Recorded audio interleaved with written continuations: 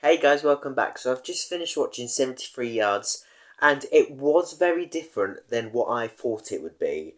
I thought it was a lot more sort of folklore sort of thing, but really that Mad Jack sort of thing was just sort of those people in the pub making it up.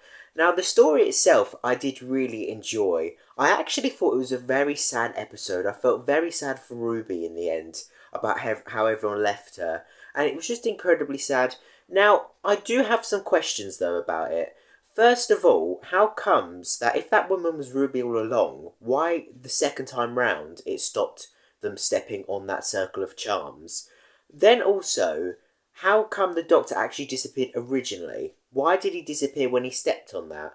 That is what I don't understand. And another question I have is, maybe I missed this in the episode, but what was the woman actually saying to all these people to make them sort of run away from her?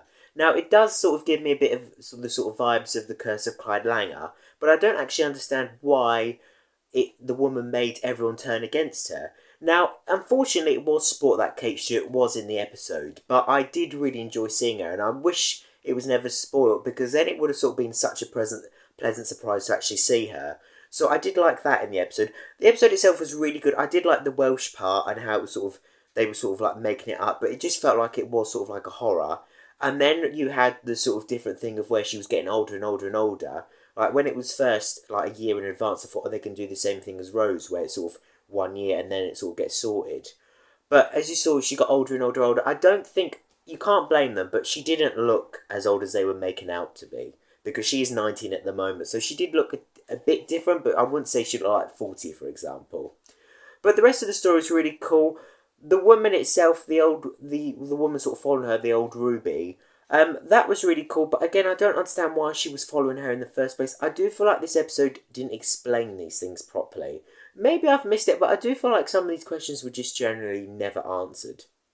So there was that. The Roger Ap Gwilliam thing was quite cool, and how Ruby knew what to do and everything. He did seem, it was sort of suggested that he was quite a nasty person. I think things were going on behind the scenes, sort of things that you couldn't say in a family show about him. So I thought that was quite deep and dark. But I did really like that and how Ruby sort of saved it. But that's another question I have.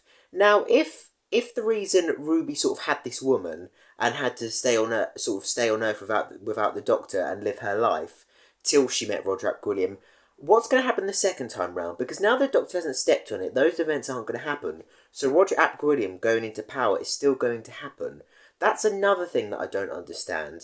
Now, I'm going to have to sort of find out the answers for these if they are out there somewhere. But for me, the first time round, I didn't really understand it. And I don't feel like some of these things are actually answered. But the episode itself, I really did enjoy. It's going to be different the second time round because you sort of know what to expect.